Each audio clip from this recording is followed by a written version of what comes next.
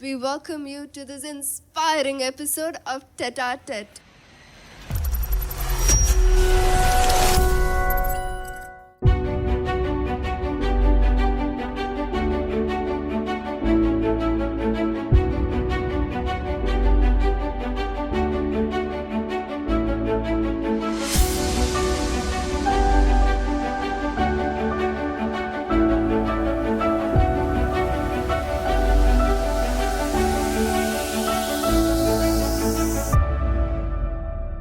Our dear founder, Dr. Paul Dhinakaran, and all the bright minds of Karunya Christian School. With much joy and privilege, we welcome you to this inspiring episode of Tête-à-Tête. Wonderful. It's so wonderful for me to spend this time with you. So you're all from different grades of Karunya Christian School. It's so wonderful to have you at Karunya Christian School in Coimbatore, in Tamil Nadu, in India, and you're some of the bright minds, and more than everything, you have a wonderful smile. So what's the logo and motto of Karunya Christian School? Can anyone say that? Arise and shine. Arise and shine. So we are here to rise and shine. So we are going to talk about how to rise and shine today. Go ahead. I am Annie Grace of grade 12, the head girl of Karunya Christian School. Good. Let me introduce myself. I am Gabriel. I'm studying in grade 12. Good. I am the head boy of Karunya Christian School. I have great pleasure as being the head boy of Karunya Christian School. And today, we are really honored to have our beloved founder and chancellor, Dr. Paul Dhinakaran, with us. Good. So, as a head boy, what does it entail? What are the functions that you do? We as the council members, we lead the whole school. We have some programs to be run by us, and we get the inputs from teachers, from friends, from our fellow council members, and we run programs. We also help teachers when they have meetings or other works. We help them by monitoring the classes and other things. Excellent, excellent. Annie Grace, you are the head girl. So, apart from preparing for your lessons and doing your own things at school, how are you able to manage this function of a head girl? So I have already set my mind to not only taking care of myself, not only concentrating on my own subjects, but then also helping out my fellow mates, my juniors, and all the other students in their classes, the faculty. Helping them out is my duty. It's my responsibility to assist them, the teachers, the principal, the faculty, all the other staff, and the students as well. So I've already set my mind to it, and I cooperate with others. Very and good. I make it through. Is it helpful for your own development? Yes, sir. I would definitely say that my own development, my own skills are well developed through this responsibility as well.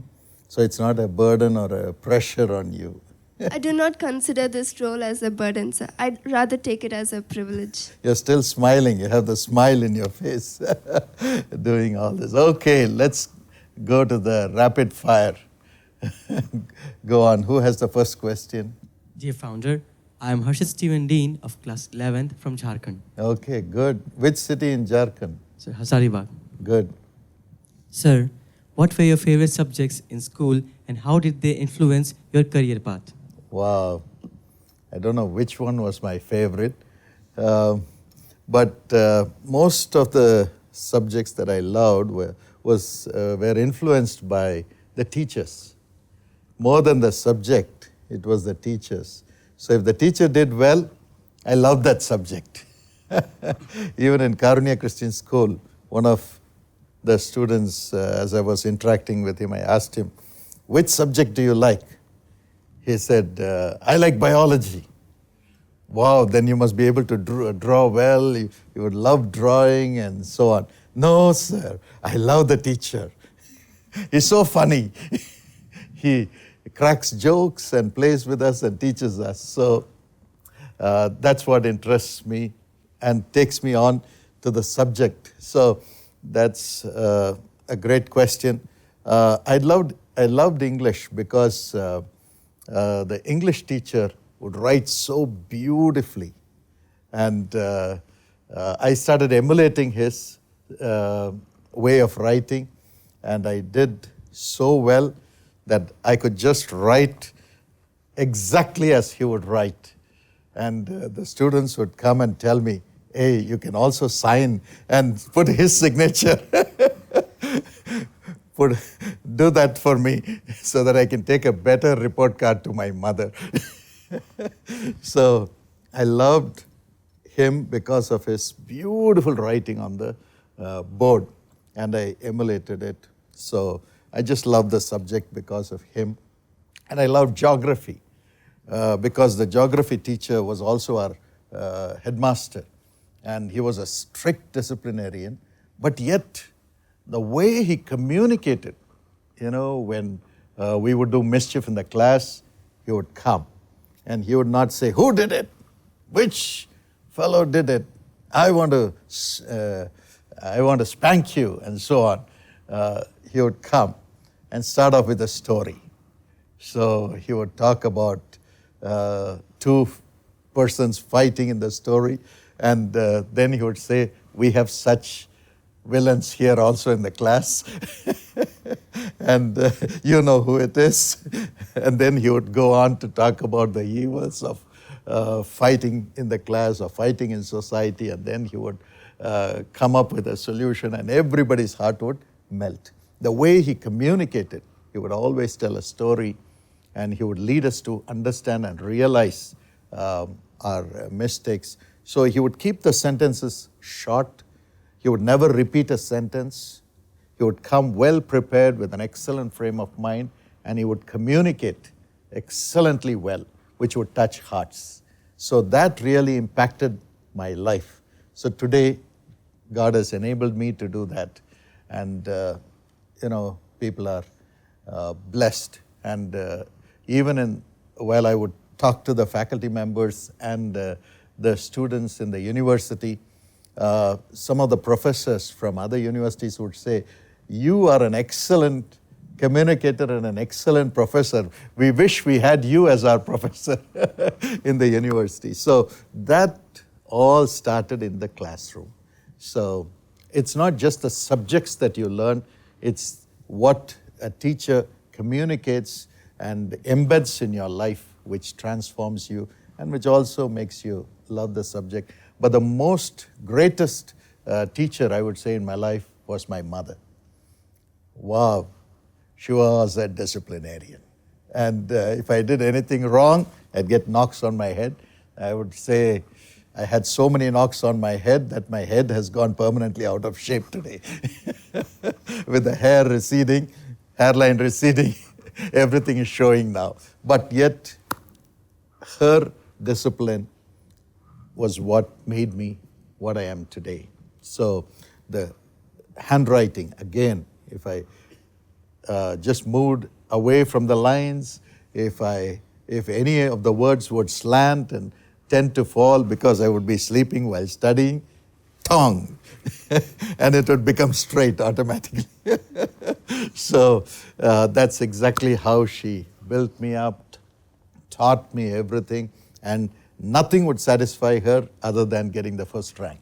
So that was the mission she gave me in life. Always you must go for the top. Then only you can help others. Then only you can carry others. You can be others can emulate you.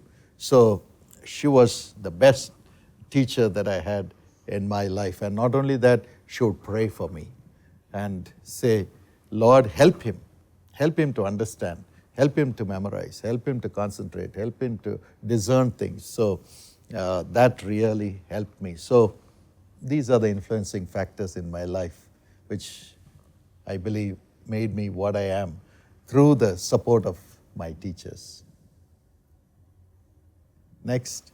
I'm Alvina of grade 7 from Rajasthan. Oh, which city in Rajasthan? Alwar. Alvar. Okay, great. Sir, can you share a memorable experience Okay. from your school days? Perhaps a teacher or a particular lesson that had a lasting impact on you? Well, I was so shy, so short. I was the third tallest boy in the class. So I'd always be made to sit on the floor while taking the group photo because all others would be tall. So shy, lean, and so on. Of course, today I am what I am after I gave my life for the mission, for the service of others. So everything began to grow after that. But at that point of time, I was withdrawn and so on. So at that time, there were some competitions on Children's Day, and normally they would choose the best speaker amongst the best communicator amongst the students, a tall guy or a tall girl who can communicate well, smile well, and so on. But they chose me. And the sisters who were running the school said, Paul, you're going to speak, you're going to give the keynote address on Children's Day on a public platform where parents are going to come, industrialists are going to come. And I had shivers running down my bones. I was shivering. And of course, they gave me a slip and wrote a long essay and said, you have to speak. And I had never climbed the platform. I have never been before a mic, even though my father was a great communicator. Just because your father is something, it doesn't mean that you automatically acquire it.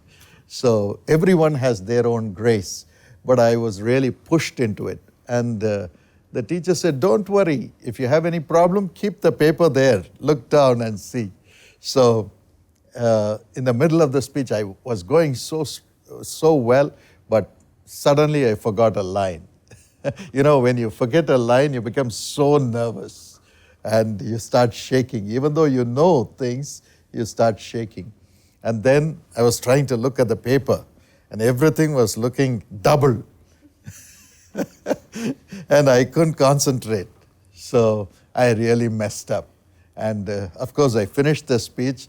I don't know whether it was really the right things that I said about Pandit Nehru and so on. I finished the speech, and they gave me an excellent gift. And I really ran away and I said, I'm not going to speak anymore. But then that was the beginning. And it all started there. So that was a great experience in school which pushed me into the limelight. So in Karunya Christian School, every time I come, your principal, Mr. Benjamin, makes sure that every student is on the stage doing something or the other.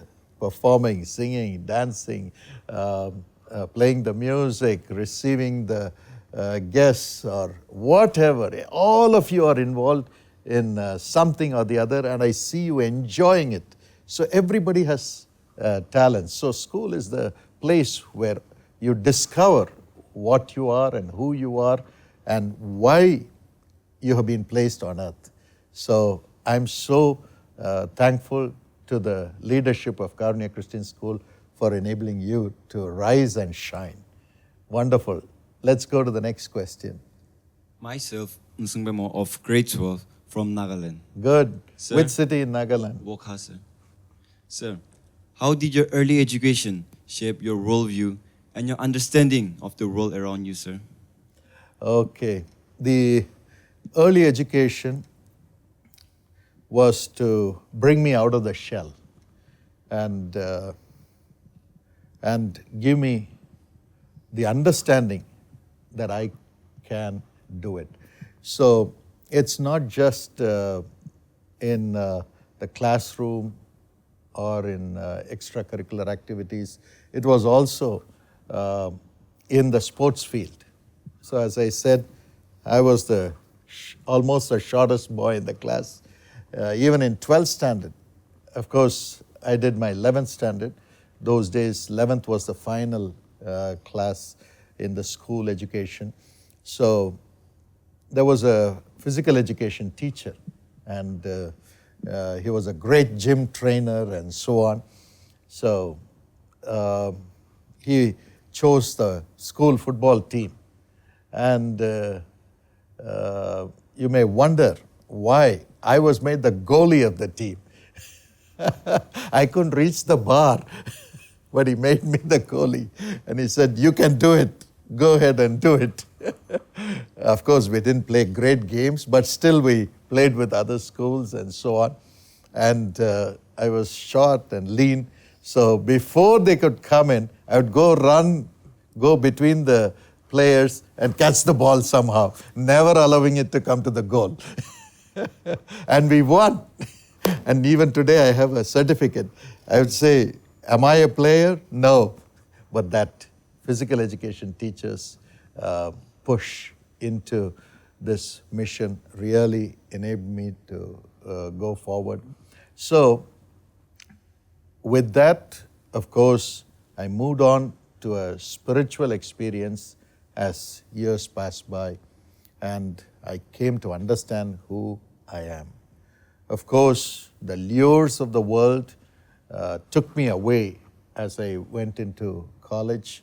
But then, with all these foundations in my life, starting from my mother, this made me understand that in any area that you are placed, you can do well because somebody trusts you and they have placed you there.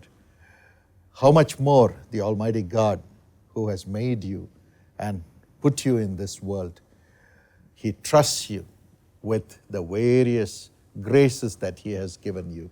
And you will shine when you take it up in your hands and go forward. Not looking at you, but looking at the one who has entrusted you with this mission. So because of their faith in you, you will succeed. So go for it. My name is Ananya Eka. I'm studying in grade 10. Sir, You're from which place? I'm from Jharkhand, sir. Which city? Ranchi. Ranchi, good. The great city of Ranchi. Yes, sir. Okay. Sir, were there any specific challenges you faced during your school days and how did you overcome them? Well, the specific challenges would be to study, of course. That's the first mission. And so the school prepared us so well.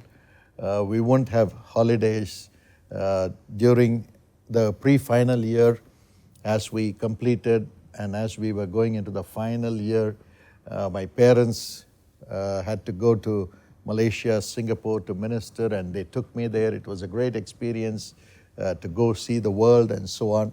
But suddenly we had a telegram from the school saying, "Come back immediately." And I said, "These are holidays. Why do they want me during the holidays?" They said, "We have to coach you during the holidays so that you can do well in your final examination." So with tears in my eyes, I boarded the plane. It was an experience to travel alone from Singapore back to Chennai and came here. I was really angry at my studies. So I don't know how many of you are. I think Karunya Christian School, nobody is angry with your studies. And so primarily we are here to study. So during those few weeks before we could enter into the final year, they gave us so much of coaching and also the confidence that we are destined for something great, and this is the time to make it happen. Just this 1 year can make a difference in your life. Of course, we have to go through this every year of study, but that final momentum that was given, the push that was given in my spirit, that I had to take the responsibility not my teachers anymore, not my parents anymore, because as students, we put all the burdens on parents, on teachers, and we think they will help us, they will take us through. But at that moment, they said, you have to take the responsibility for your life. You have to make a decision to move forward. So that really pushed me hard. And, my whole attitude changed. And I said, I'm studying for my benefit, for my betterment, for me to shine in the world. And during the final year, I went through the education with a transformed heart, and suddenly I had great grades, 100% in maths, which I never had before, and so on. So that took me through, that pushed me through, and go forward to greater heights, which enabled me to finish my PhD in advertising at the age of 26, being the first one to get a degree in PhD in marketing and advertising in the Madras University. So that's the push that was given, which made me go forward. So I really value that period of my time.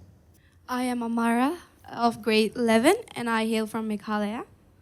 Sir, what inspired you to start Karunya Christian School and what was the initial vision behind it?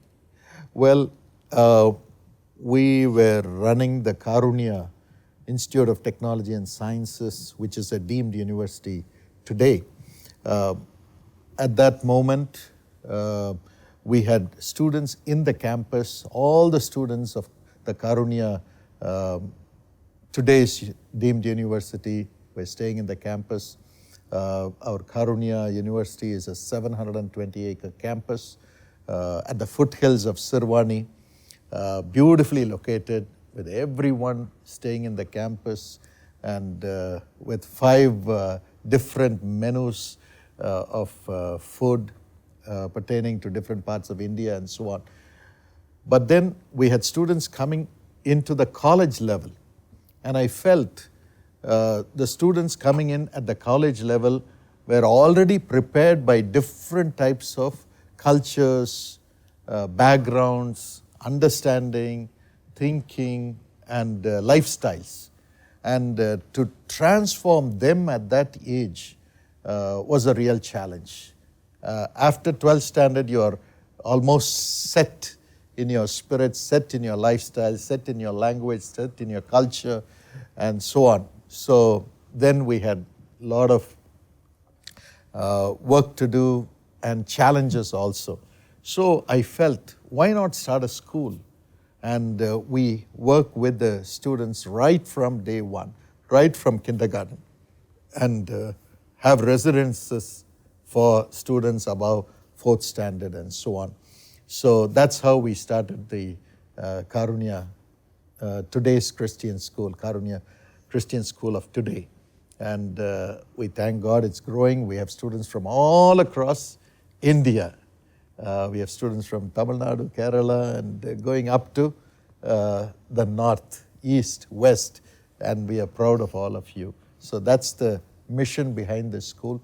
And right from day one in the school, we not only concentrate on education, of course that's the primary focus, but extracurricular activities on character building and on establishing the potential of each one in the right direction, so that you are made to rise and shine in your own way, to be a shining star for those in need in the nation by rising up to the higher levels of society.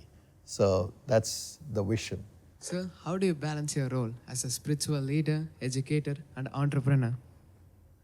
Wow, those are nice terms. Well, I take it step by step, day after day. I don't plan to be whatever you said.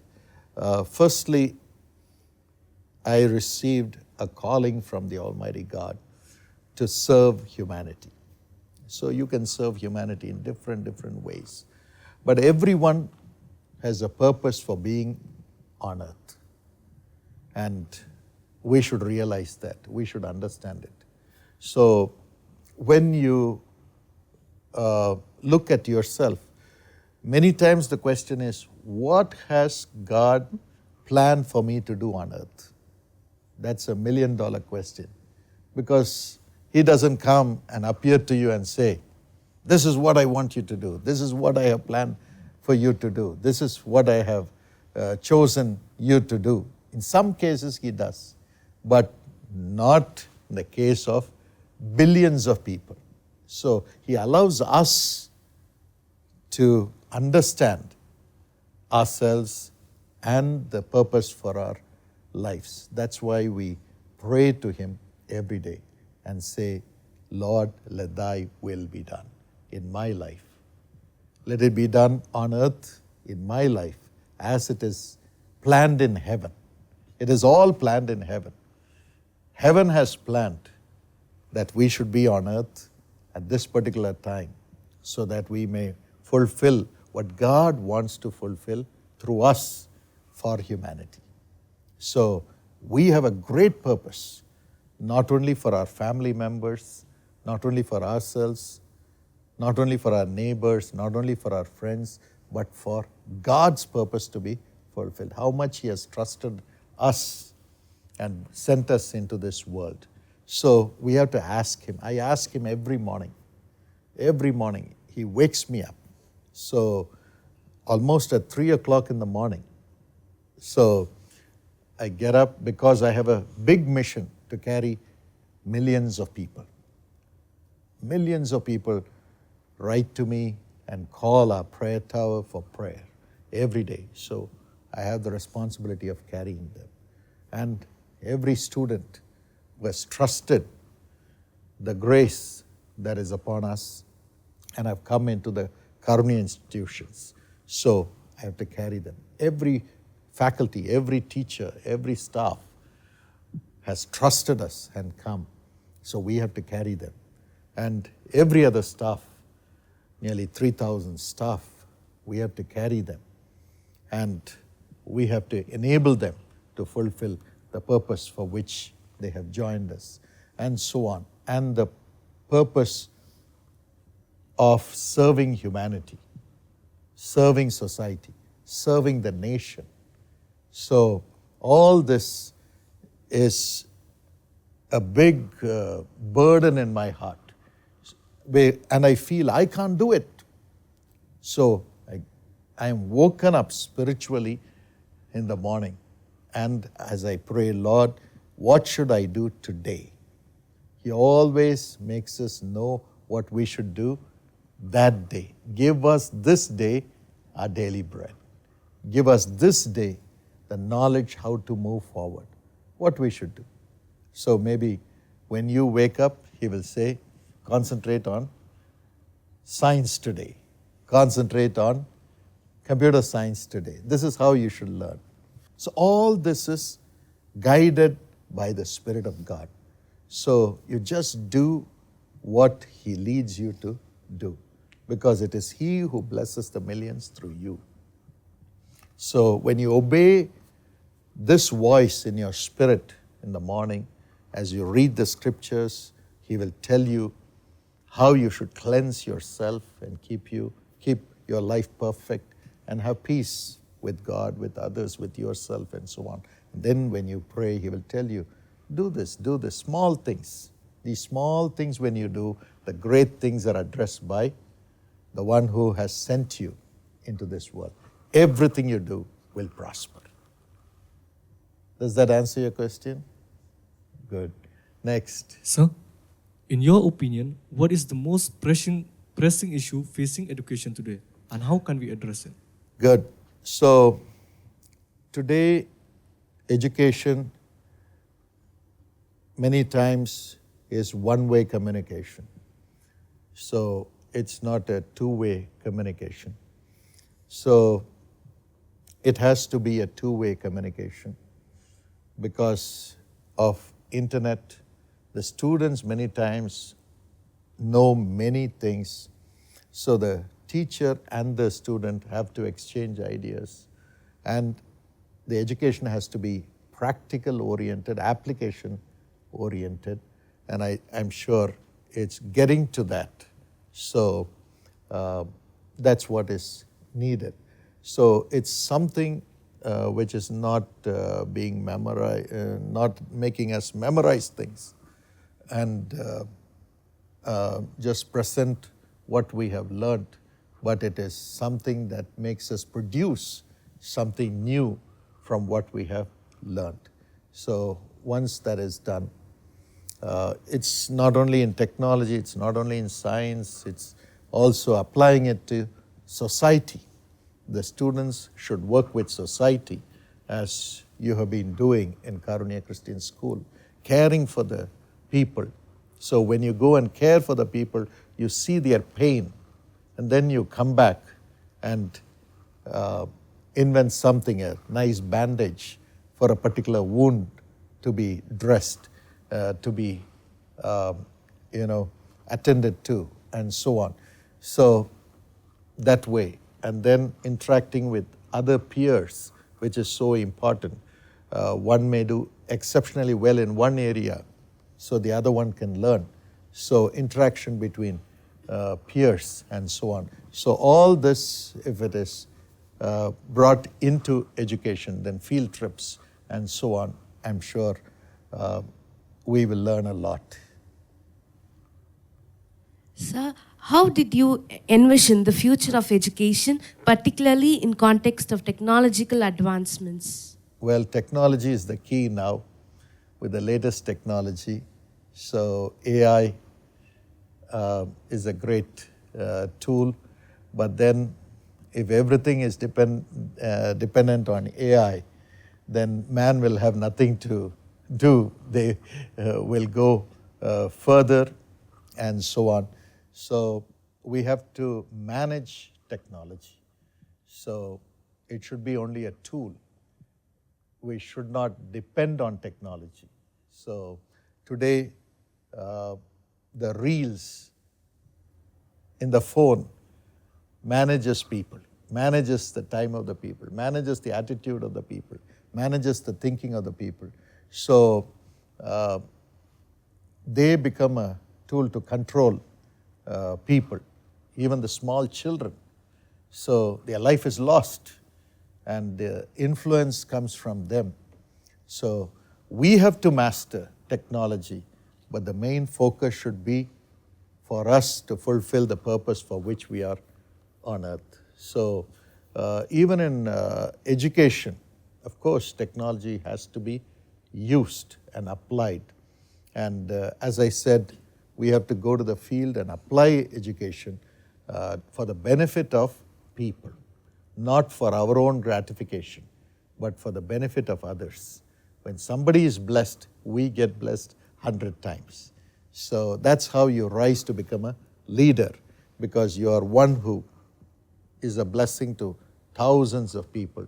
So you become a leader, not just by, showing your might, your money power, your even a communicating power, but doing good attracts people, and you help them, and you are a blessing to them. That's the type of leadership we should look for, even using technology. Spread the good news, and go ahead and use technology to benefit others. Sir, what role do you think faith and spirituality play in a student holistic development? Well, faith is the key. Without faith, we cannot succeed. So we have to trust that we are here for a purpose. So that is the key. When we get so discouraged and we say, I can't do it, I'm a failure, when 90 things are successful in our lives, and if 10% we fail, we break down. We break down and say, oh, am I supposed to be here? So we don't look at the 90 things that God enabled us to have success in. So that's the human mind. So whether you're successful or not successful, trusting in God, that God has a purpose in your life, is most important. So faith is the key. And so sometimes when you fail, you rise up and you jump 10 times higher.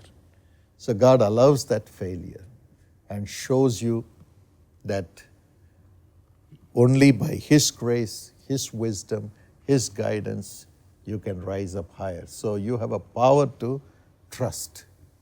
You have a power which works in you and works along with you, which you can trust. And the trust is He has a purpose in your life. So you don't feel that you have to do everything. So you just trust Him and He leads you into the great mission. So faith is so important, which leads you into the mission in life. Sir, what would be your advice to young students who aspire to make a difference in this world? Well, as I said, you must know that you are here with a purpose. You need a purpose in life. So a focus. And your friends are given to support you.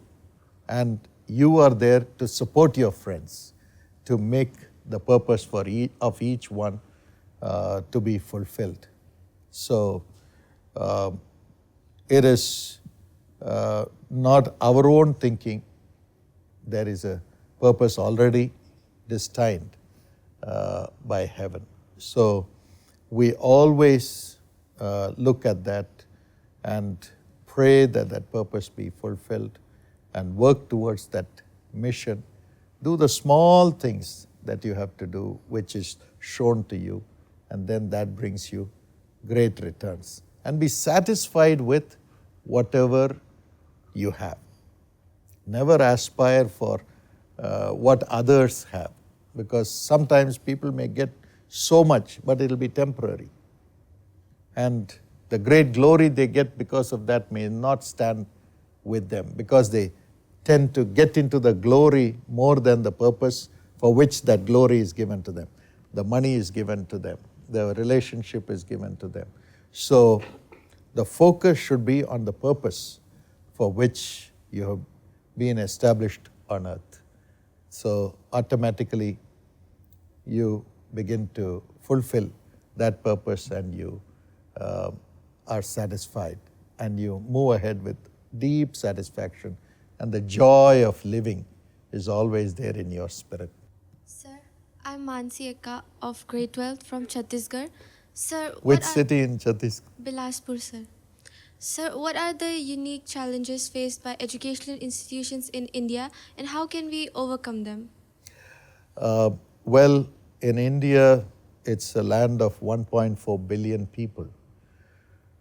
But yet, we have only 3 or 4 or 5 or 6 boards in India, central boards which control the whole education. And they give the syllabus, they give the system of examination and so on. So I feel there should be more creativity.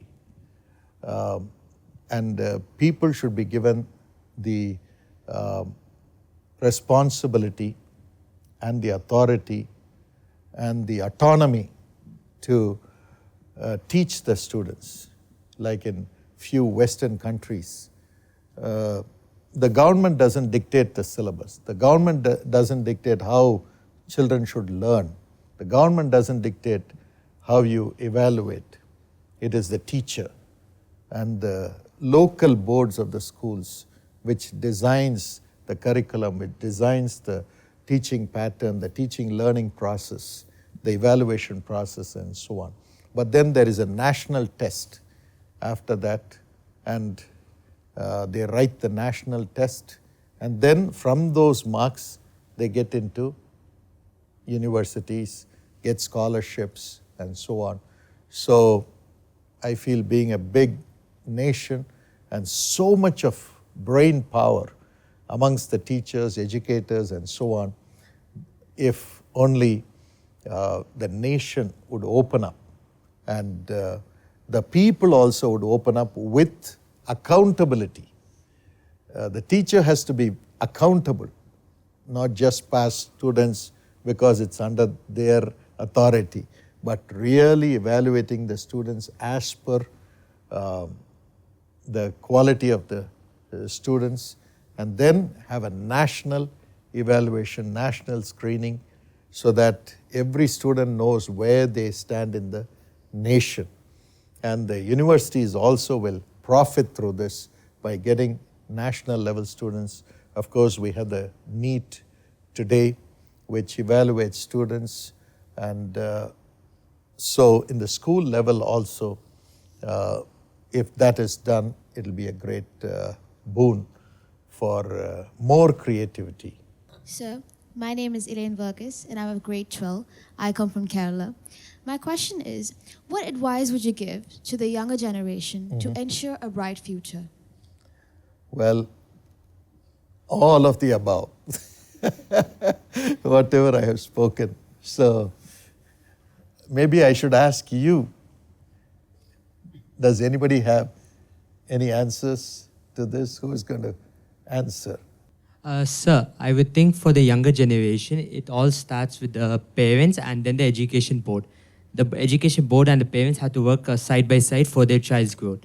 And I feel that as the parents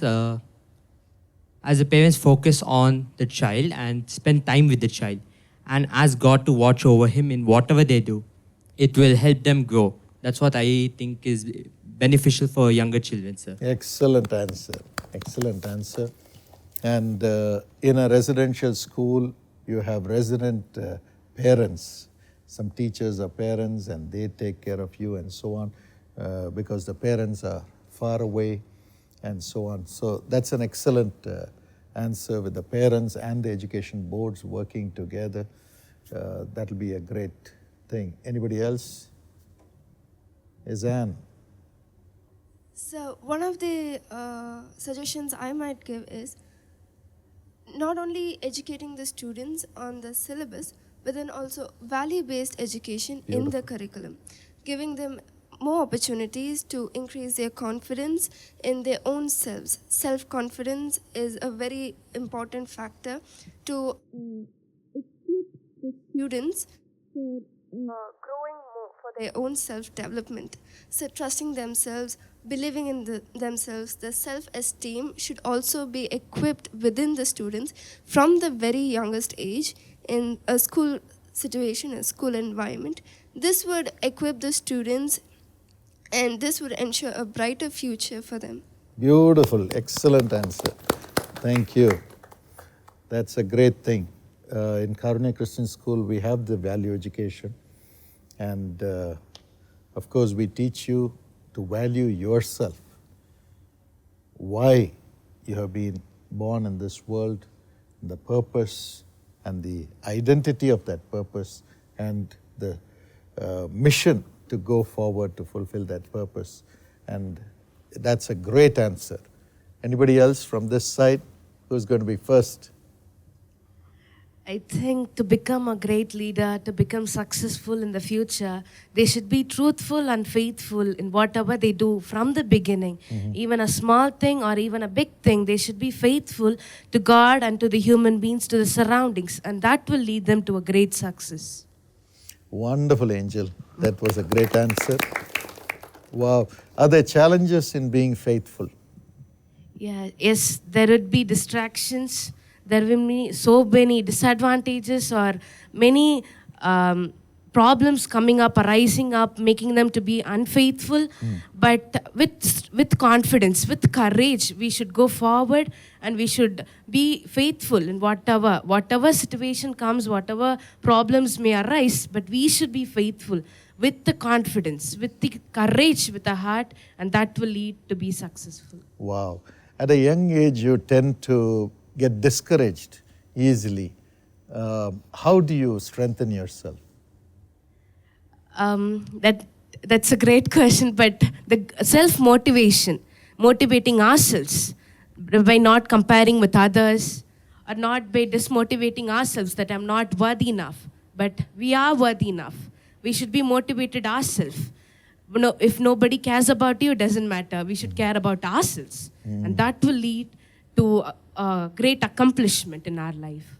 Wonderful, wonderful. You're a great leader. Anybody else? Gabriel? Sir, I think that the friends that you have, Good. they shape how you are in the future. Because Excellent. Most of the time that you spend in your lives, when you come to school, you are staying 6 to 7 hours in school.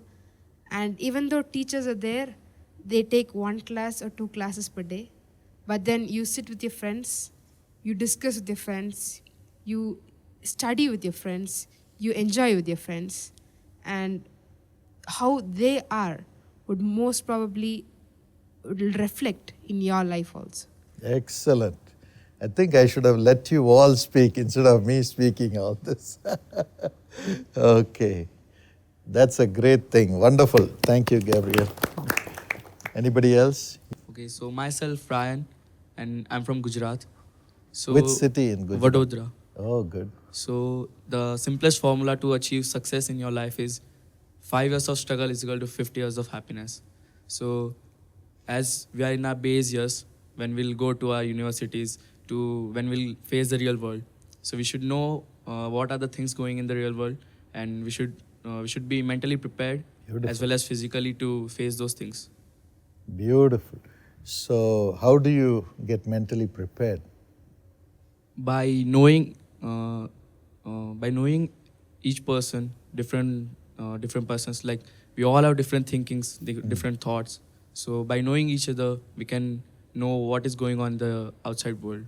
Wonderful.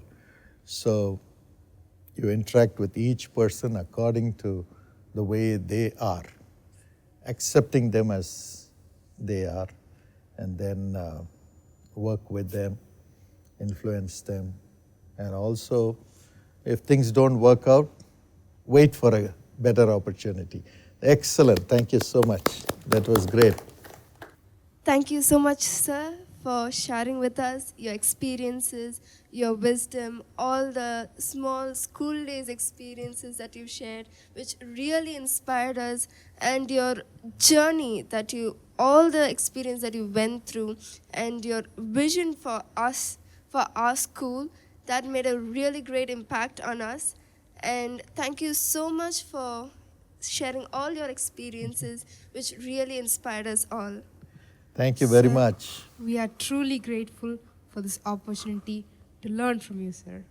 And your words have instilled and ignited a spark within us to achieve and to strive for excellence and make a meaningful difference wherever we go, whatever we do. Wonderful, wonderful. I enjoyed this time with you. So wish you all success and all the best. We're so proud of you. And dear friends, you are called to rise and shine. So I invite you to join us at the Karunya Christian School. Would you invite them? All those who are watching, they need a lot of more like-minded friends. So we are open.